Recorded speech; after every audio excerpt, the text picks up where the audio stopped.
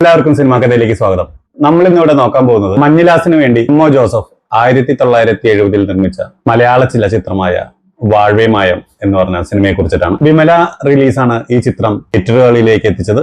കഥ പി അയ്യനേത്ത്, തിരക്കഥ തോപ്പിൽ ബാസി, സംവിധാനം KS സേതുമാധവൻ, അഭിനേതാക്കള് Sathyan, Sheela, KPSC Lalitha, Bahadoor, Adoor Bhasi, Philomina, N Govindankutty, KP Ummer മുതലായവരാണ്. സംഗീതം G ദേവരാജ മാസ്റ്ററാണ്. നമുക്ക് സിനിമയുടെ ചെറിയൊരു കഥാസംഗ്രഹത്തിലേക്ക് കിടക്കാം. സിനിമ തുടങ്ങുമ്പോൾ തന്നെ കാണിക്കുന്നത് ഒരു തറവാട്ടില് മരണം നടന്നിരിക്കുകയാണ്. അപ്പൊ അവിടെ ഒരു സംഭാഷണം നടക്കുന്നുണ്ട്. അവളെ ഇവന്റെ ഒപ്പം കുറച്ചു നാളെങ്കിലും ജീവിച്ചതല്ലേ, അപ്പോ അതുകൊണ്ട് കത്തയച്ചതാണ്, വരുമായിരിക്കും അല്ലെങ്കിൽ വരില്ല, ഇനി ഇത്രയും നേരം വെക്കണോ വേണ്ടയോ എന്നൊക്കെ ഉള്ള ഒരു സംഭാഷണങ്ങൾ നടന്നുകൊണ്ടിരിക്കുകയാണ്. അപ്പോഴാണ് നേരത്തെ കത്തയച്ചിട്ടുണ്ട് എന്ന് പറഞ്ഞ ആ സ്ത്രീ വരുന്നത്. അത് നമ്മുടെ ഷീലയാണ്. ഷീല വരുന്നു. അപ്പോ ഈ മൃതദേഹത്തിന്റെ അടുത്ത് നിൽക്കുകയാണ്. മരിച്ചു കിടക്കുന്നത് നമ്മുടെ സിനിമ അവതരിപ്പിച്ച സുധീന്ദ്രൻ എന്ന് പറഞ്ഞ കഥാപാത്രമാണ്. ഇതിൽ ഷീലയുടെ കഥാപാത്രത്തിന്റെ പേര് സരള എന്നാണ്. അപ്പൊ അങ്ങനെ ആ ഒരു ഭാഗം കാണിക്കുന്നു. നേരെ അടുത്തത് പിന്നെ അവിടെ ഒരു മാരേജിന്റെ ഒരു ഫോട്ടോ ഇരിക്കുന്നുണ്ട്.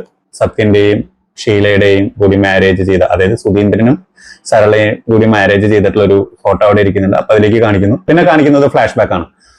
അപ്പൊ കല്യാണം കഴിഞ്ഞിട്ട് സത്യനും ഷീലയും കൂടിയിട്ട് വരികയാണ്. അതായത് നമ്മുടെ സുധീന്ദ്രനും സരളയും കൂടിയിട്ട് കാറിൽ വന്നുകൊണ്ടിരിക്കുകയാണ്. അപ്പൊ സുധീന്ദ്രന് സിഗരറ്റ് വലിക്കുന്ന ഒരു പഴക്കമാണ്. അപ്പൊ സിഗരറ്റ് വലിക്കുന്നത് കാണുമ്പോൾ സരള ഇങ്ങനെ മുഖം ഇങ്ങനെയൊക്കെ കാണിക്കുന്ന കാണുമ്പോൾ മനസ്സിലാവണം സരളയ്ക്ക് സിഗരറ്റ് വലിക്കുന്നത് ഇഷ്ടമല്ലെന്ന് സുധീന്ദ്രന് മനസ്സിലാവും. അപ്പൊ സുധീന്ദ്രൻ പറയുന്നുണ്ട്, എന്റെ ഭാര്യയ്ക്ക് ഇഷ്ടമല്ലാത്തതായിട്ടുള്ള കാര്യങ്ങളൊന്നും ഞാൻ ചെയ്യുന്നില്ല, അപ്പൊ ഞാൻ ഈ സിഗരറ്റ് വലി ഇതോടുകൂടി നിർത്തുകയാണെന്നും പറഞ്ഞിട്ട് ആ സിഗരറ്റ് പുറത്തേക്ക് എറിയുന്നു. അപ്പൊ അങ്ങനെ ഇവര് നേരെ പിന്നെ അവിടെ കുറച്ച് നർമ്മപരമായിട്ടുള്ള ഒരു സംഭാഷണങ്ങളും കാര്യങ്ങളും ഒക്കെ നല്ല രീതിയിൽ തന്നെ വന്നിട്ടുണ്ട്. അത് കഴിഞ്ഞ് അവര് പുതിയ വീട്ടിലേക്ക്, അതായത് ഇവര് കല്യാണം കഴിച്ചിട്ട് കഴിഞ്ഞതിന് ശേഷം ഇവൻ ജോലി ചെയ്യുന്ന സ്ഥലത്തൊരു വീടുണ്ട്. അപ്പൊ അവിടേക്ക് വന്നിരിക്കുകയാണ്. അപ്പൊ അവിടേക്ക് വന്ന് കയറുമ്പോൾ തന്നെ അവിടെ സുഹൃത്തുക്കളായിട്ട് KP ഉമ്മർ ഉണ്ട്. ശശിധരൻ എന്നാണ് KP ഉമ്മറിന്റെ അതിലെ കഥാപാത്രത്തിന്റെ പേര്. N ഗോവിന്ദൻകുട്ടി ഉണ്ട്.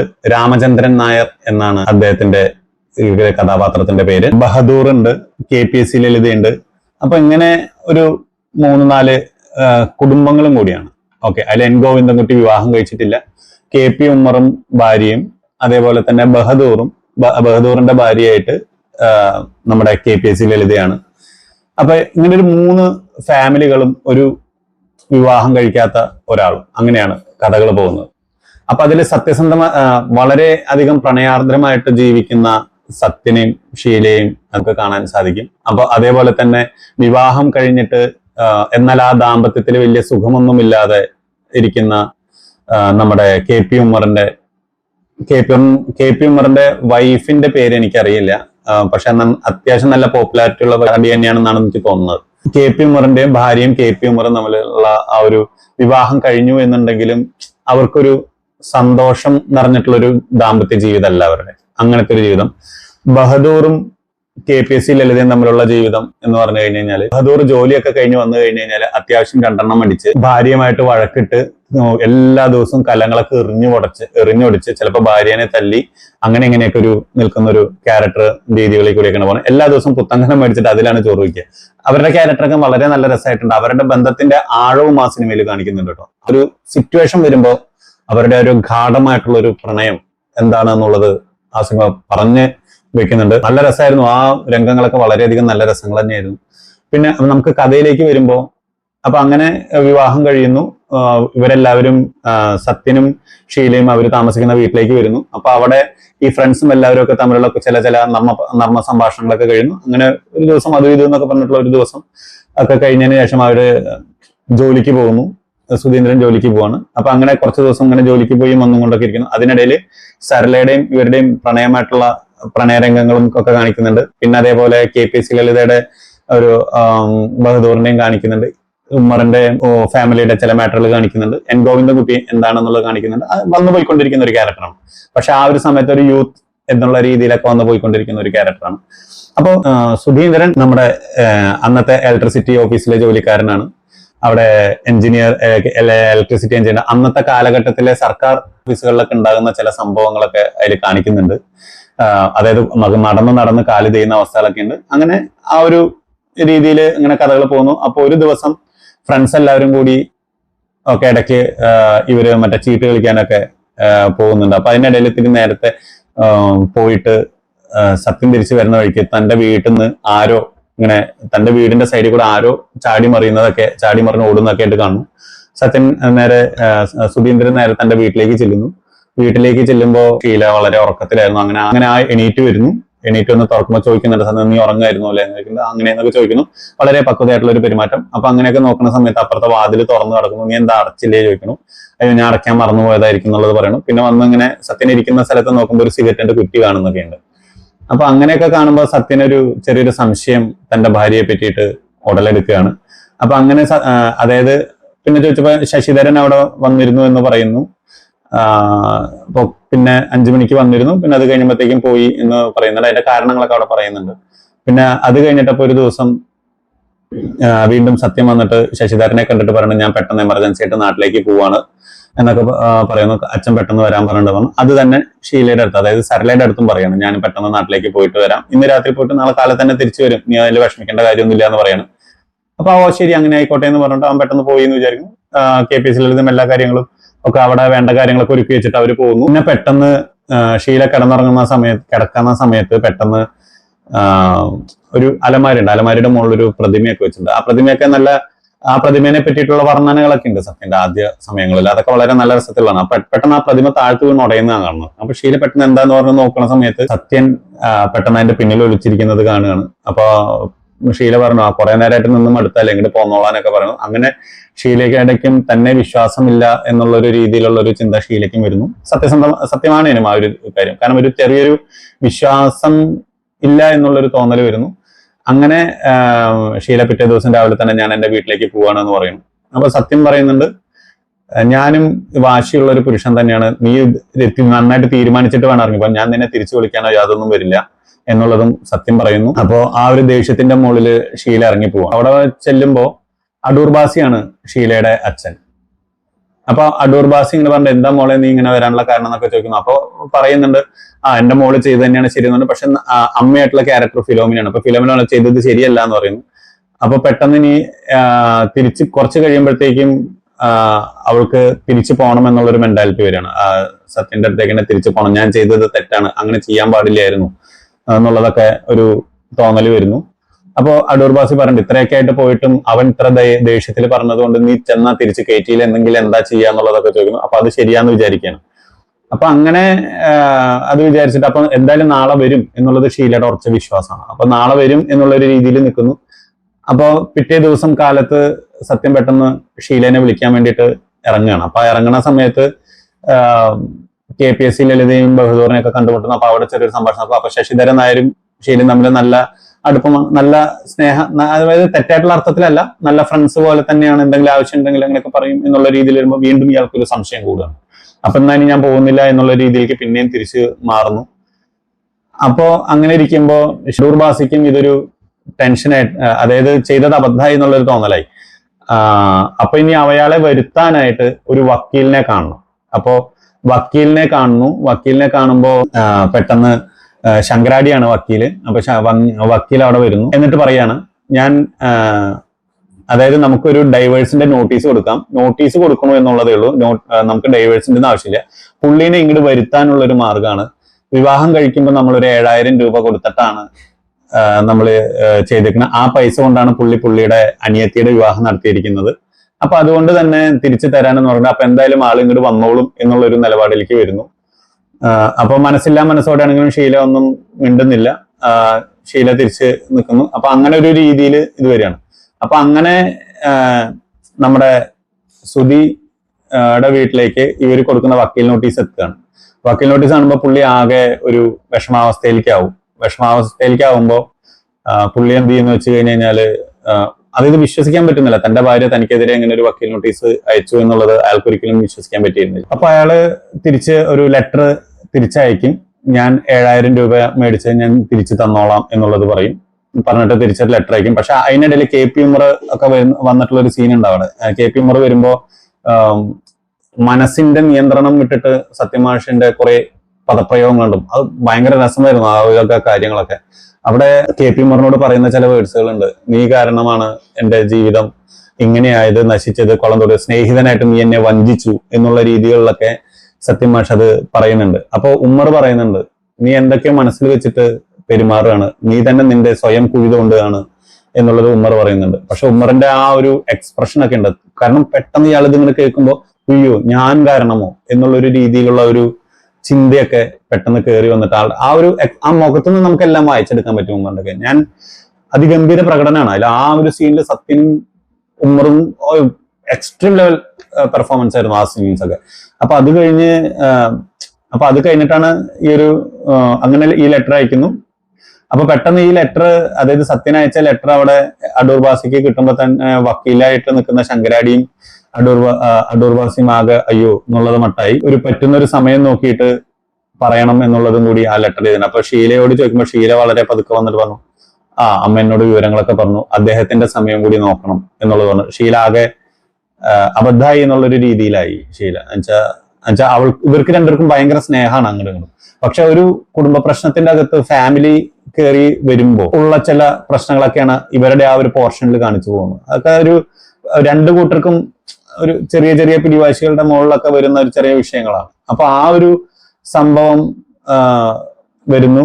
സത്യൻ അപ്പോ കോടതി ഉണ്ടല്ലോ, കുടുംബ കോടതിയുടെ അവിടത്തേക്ക് വരികയാണ്. അപ്പൊ കുടുംബ കോടതിയുടെ അവിടെ വരുമ്പോൾ ഇവർ നിൽക്കുമ്പോൾ സത്യൻ വരുന്നത്, സത്യൻ ഒന്നും പറയാണ്ട് വരുന്നത്, പൈസ അപ്പൊ തന്നെ ശങ്കരാടിയെ കൊടുക്കുന്നു, കഴിയുമെങ്കിൽ എന്നെ വേഗം ഒന്ന് പറഞ്ഞു വിടണം എന്നുള്ളൊരു രീതിയിൽ വരുന്നു. അങ്ങനെ കോടതി രംഗത്തിൽ വക്കീല് ചോദിക്കുകയാണ്, കോടതി രംഗത്തിൽ ജഡ്ജി ചോദിക്കുകയാണ്, നിങ്ങൾക്ക് പിരിയാൻ താല്പര്യമുണ്ടോന്നും ഷീലയോടും സത്യനോടും മാറി മാറി ചോദിക്കുന്നത്. അപ്പൊ രണ്ടുപേരും പറയുന്ന ഉത്തരം അടിപൊളിയാണ്. എന്നുവെച്ചാൽ ഷീല പറയുന്നു സുധീന്ദ്രന് താല്പര്യമുണ്ടെങ്കിൽ എനിക്കും ആവാം. അതേപോലെ തന്നെ സുധീന്ദ്രൻ പറയുന്നു സരളയ്ക്ക് താല്പര്യമുണ്ടെങ്കിൽ എനിക്കും വിരോധമില്ല. അങ്ങനെയാണ് പറഞ്ഞിട്ട് പോകുന്നത്. അപ്പൊ അങ്ങനെ അതൊരു മ്യൂച്വൽ ആയിട്ടുള്ള ഡൈവേഴ്സിലേക്ക് കാര്യങ്ങൾ പോകുന്നു. അങ്ങനെ ഡൈവേഴ്സായി അവര് തിരിച്ചു പോകണം. അപ്പൊ അങ്ങനെ ഇരിക്കും ഒരു ദിവസം വീണ്ടും സത്യൻ ഇങ്ങനെ കാണുകയാണ്, തന്റെ ആ ഭാഗത്ത് കൂടെ വീണ്ടും ഒരാള് ചാടി ഓടുന്നത് കാണുമ്പോൾ പിടിച്ചപ്പോ നമ്മുടെ എൻ ഗോവിന്ദൻകുട്ടിയുടെ രാമചന്ദ്രൻ നായർ എന്ന് പറഞ്ഞ ക്യാരക്ടറാണ്. അപ്പൊ പുള്ളി ആണ് പറഞ്ഞ, എന്നെ നാറ്റിക്കരുത്, എനിക്ക് അതായത് ശശിയുടെ വൈഫായിട്ട് ഞാൻ അനവധി കാലമായിട്ട് പ്രണയത്തിലാണ് എന്നുള്ളൊരു രീതി സംസാരിക്കുകയാണ്.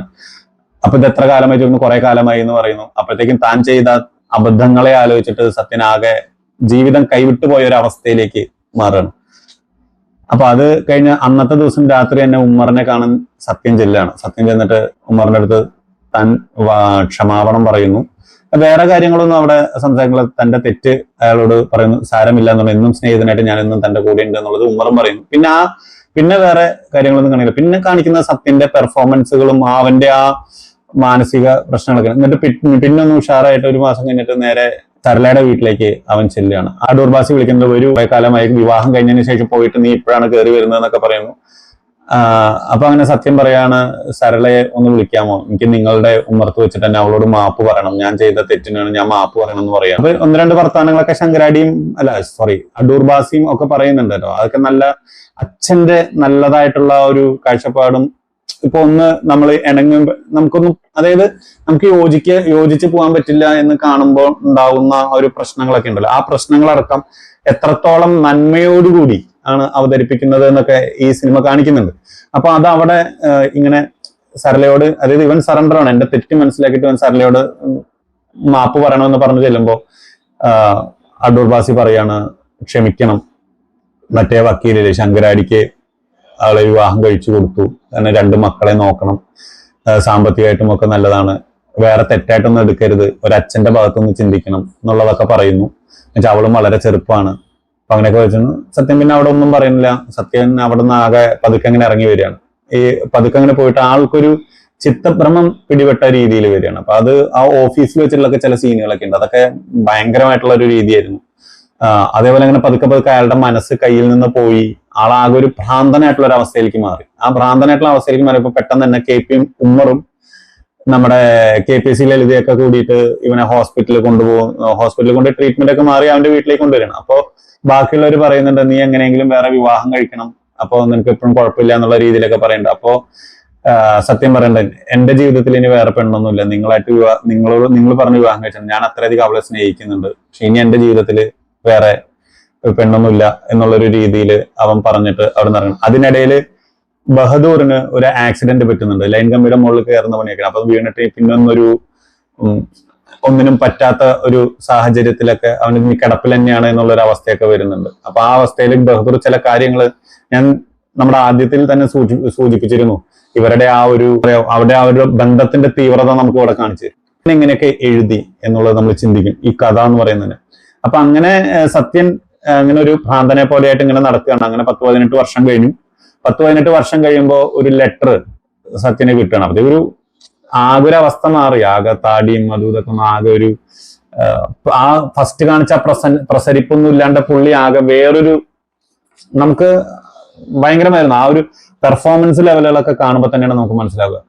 അപ്പൊ അത് ആ ലെറ്റർ വരികയാണ്. അപ്പൊ ഇങ്ങനെ സുധിയേട്ട എന്ന് പറഞ്ഞിട്ടാണ് ആ ലെറ്റർ തുടങ്ങുന്നത്. സുധിയേട്ട, ഞാൻ കുറച്ചുനാൾ അങ്ങയുടെ ഒപ്പം ജീവിച്ചു എന്നുള്ളൊരു ഇതിന്റെ മുകളിലാണ് ഞാൻ അങ്ങനെ വിളിക്കുന്നത്. ഇനി ഞാൻ അങ്ങനെ വിളിക്കില്ല. അപ്പൊ നമ്മുടെ മോളുടെ കല്യാണമാണ് ഈ വരുന്ന ദിവസത്തില്. അപ്പൊ ഞാൻ പ്രഗ്നന്റ് ആയിരുന്നു എന്നുള്ളത് ഞാൻ അവിടുന്ന് ഇറങ്ങി വരുമ്പോൾ എനിക്ക് അറിയില്ലായിരുന്നു. വീട്ടിൽ ചെന്നവർക്ക് കുറച്ച് കഴിഞ്ഞപ്പോഴാണ് ഞാൻ മനസ്സിലാക്കിയത്. പിന്നെ എന്നെ വിവാഹം കഴിച്ച ഭർത്താവ് പറഞ്ഞു ഇത് തൽക്കാലം അയാളോട് പറയണ്ട എന്ന് പറയുന്നു. പക്ഷെ ഇത് എനിക്ക് 2 ദിവസം മുമ്പാണ് അദ്ദേഹത്തിന്റെ അനുവാദം കിട്ടിയത്. എനിക്കൊരു ആഗ്രഹം ഉണ്ടായിരുന്നു അങ്ങയുടെ വെറ്റിലടയ്ക്ക വെച്ചൊരു ദക്ഷിണ അങ്ങ് ചെയ്യണം എന്നുള്ളത്. അപ്പൊ അതിന് അദ്ദേഹം അനുവാദം തന്നു. അങ്ങനെയാണ് വരുന്നത്. അപ്പൊ ഇതങ്ങ് സത്യൻ വളരെ പതുക്കെ അങ്ങടെ ആ കല്യാണ സ്ഥലത്തേക്ക് എത്തുന്നു. അപ്പൊ പെട്ടെന്ന് മോളും ശീല തന്നെയാണ്. വീട്ടിലെ വാക്ക് വെക്കുന്നു, അനുഗ്രഹം കൊടുക്കുന്നു. ആ അനുഗ്രഹം കൊടുക്കുന്ന സമയത്ത് ഒരു വാക്കുണ്ട് സത്യന്റെ, എല്ലാം നന്നായി വരട്ടെ, അങ്ങനെ ഒരു നല്ലൊരു വാക്കുണ്ട്. നമ്മുടെ ഹൃദയത്തിൽ തൊടും. ആ വാക്ക് നമ്മളെല്ലാവരും പറയുന്ന കാര്യങ്ങൾ തന്നെയാണ്. നന്നായിട്ട് വരട്ടെ എന്നൊക്കെ നമ്മളെല്ലാവരോടും പറയുന്ന കാര്യങ്ങളാണ്. പക്ഷെ ആ വാക്ക് നമ്മുടെ ഹൃദയത്തിൽ തൊടും. അങ്ങനെ ജീവിതവുമായിട്ട് ബന്ധപ്പെട്ട് നമ്മുടെ എന്താ ഇതിനൊരു പറയും, നമ്മുടെ ജീവിതങ്ങളൊക്കെ ആയിട്ട് ബന്ധപ്പെട്ട് ഇഴുകിച്ചേർന്ന അഭിനയം എന്നൊക്കെ പറയില്ലേ, ഭയങ്കരമായിട്ട് നമ്മുടെ ആ ഒരു വാക്ക് നമ്മുടെ മനസ്സിന്റെ ഉള്ളിലേക്ക് പതിയുന്ന ഒരു രംഗമാണത്. അപ്പൊ അത് കഴിയുമ്പോൾ ആകെ ഷീലയ്ക്ക് ഭയങ്കര കച്ചന്ന്. പതുക്കെ ഇയാള് അതിനിടയിൽ ശങ്കരാടിയുടെ പെർഫോമൻസ് ഒക്കെ നല്ലതാണോ. ശങ്കരാടി താങ്കൾ വരും പ്രതീക്ഷിച്ചിരിക്കുന്നു വരൂ എന്നൊക്കെ പറഞ്ഞിട്ട് പിന്നെ വേറൊരു കാരണം കൊണ്ട് അവിടുന്ന് അങ്ങനെ പതുക്കെ പോകുന്നൊക്കെ ഉണ്ട്. അങ്ങനെ ശ്രുതി തിരിച്ച് കാറിലേക്ക് വേണം. ആ കാറിലേക്ക് പോകുന്ന സമയത്ത് നമുക്കൊരു നെഞ്ചുവേദന പോലത്തെ ഒരു സംഭവമൊക്കെ വരികയാണ്. അപ്പൊ ആള് ഡ്രൈവറോട് പറയണം പെട്ടെന്ന് ചങ്ങനാശ്ശേരിയിൽ എന്റെ വീട്ടിലേക്ക് പോട്ടെ. ചങ്ങനാശ്ശേരി തന്നെ പറഞ്ഞു തോന്നുന്നു. എന്റെ വീട്ടിലേക്ക് പൊക്കോട്ടെ എന്നുള്ളത് പറയണം. അപ്പൊ അവിടെ ഏട്ടനും അച്ഛനും എല്ലാവരൊക്കെ ഉണ്ട്. അപ്പൊ അങ്ങനെ അവിടെ ചെന്ന് ഇവരൊക്കെ താങ്ങി പിടിച്ച് വരുമ്പോഴത്തേക്കും ഇദ്ദേഹം മരിക്കുകയാണ്. ആ സമയത്താണ് ഷീല അവിടെ വന്നത്. നമ്മൾ ആദ്യത്തെ സമയത്ത് ഷീല വന്നത്.